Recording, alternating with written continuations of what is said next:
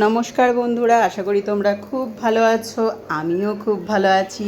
Tasty food কিচেনে তোমাদের স্বাগত।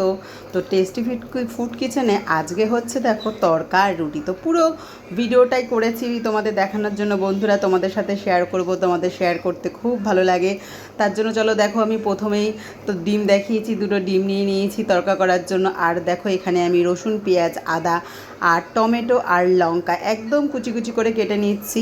মানে তড়কাটা তোমরা সবাই জানো কুচি কুচি করে সব কিছু কেটে করলে খুব ভালো হয়, কোনোটাই মিক্সিতে বেটে বা শিলনোড়াতে বেটে না করলে ভালো হয়। এই যে মশলাটা যখন আমি ভাজবো, মানে পেঁয়াজ, রসুন, আদা, টমেটো, তার একটা যে স্মেল বেরাবে জাস্ট দারুণ, ওটাই হলো তড়কার মেন আর কি স্মেল।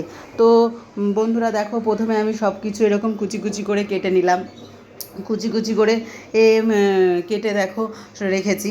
তো এবার আমি গ্যাসের মধ্যে কড়া বসিয়ে দিয়েছি, আর কড়াইতে দিয়েছি 3-4 চামচ মতো তেল। খুব বেশি তেল দিইনি, জানোই তো দাদা ভাইয়ের জন্য খুব বেশি তেল দিতে পারি না, তো খুব কম তেলেই রান্না করি, তাতেও কিন্তু রান্না দারুণ হয় আমার।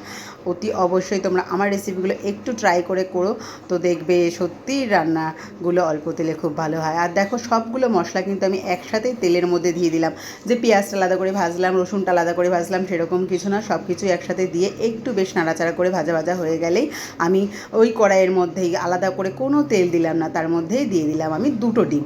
খুব বেশি ডিমও কিন্তু দিইনি, দুটো ডিম দিয়েছি। আর ওই ডালের পরিমাণটা হলো 250 গ্রাম ডাল। 250 গ্রাম ডাল ভিজিয়ে আমি কিন্তু সেদ্ধ করে রেখেছি আগের থেকে। আর ডিমটা দেখো ঠিক এইভাবেই হালকা হালকা করে নেড়ে নেড়ে আস্তে আস্তে পাশের মশলাগুলো দিয়ে, মানে পেঁয়াজ, রসুন, আদা এগুলোকে দিয়ে দিয়ে আস্তে আস্তে দেখো নাড়িয়ে নিলাম পুরোটা। ডিমগুলোও দেখো কিন্তু যেরকম ডিম ভাজার গোটা গোটা হয়ে যায় ঠিক সেরকমই কিন্তু ও হয়ে যাবে, আর হয়ে গেলেও। তো এইভাবে আমি ডিমটা ভাজার পর একটু সামান্য পরিমাণে একটুখানি জল দিলাম, ওই ডালের জলটাই, যে ডালটা সেদ্ধ করে রেখেছিলাম সেই ডালের জলটা একটুখানি সামান্য পরিমাণে মাঝখানে একটু জল দিলাম দিয়ে, কারণ আমি এখন মশলাগুলো দেবো, তো মশলা দিলে এমনি শুকনো কড়ায় পুড়ে যাবে, তার জন্য প্রথমে একটু লবণ দিয়ে দিলাম পরিমাণ মতো, আর পরিমাণ মতো হলুদ দিলাম, আর দিলাম তড়কা মশলা। কোনো জিরে টিরে কিছু দেবো না, এই তড়কা মশলাটা দিয়েই কিন্তু আমার তড়কা একদম রেডি হয়ে যাবে।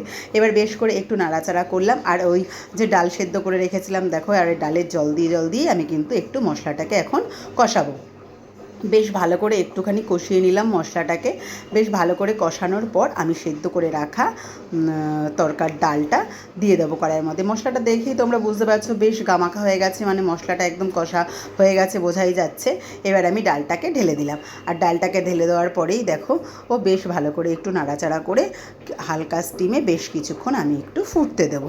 এদিকে দেখো আমি আটা মেখে নিয়েছি রুটি করার জন্য, তো এবার রুটি করে ফেলছি।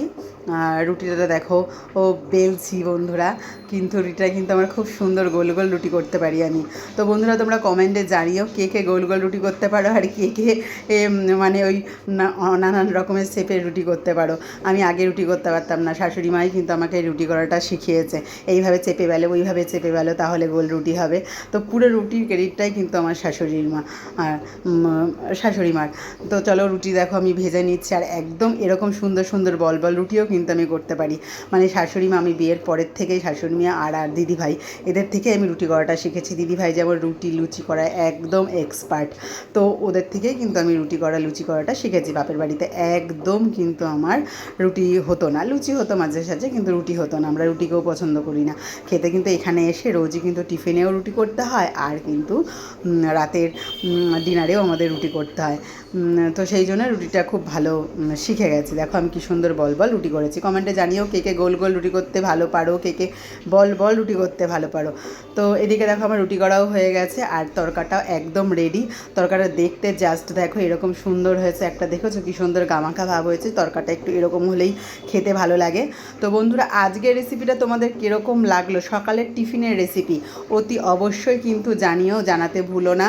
আর আমার ভিডিও দেখার জন্য তোমাদের অনেক অনেক থ্যাংক ইউ বন্ধুরা, এরকমই পাশে থেকো আর সাপোর্ট করো।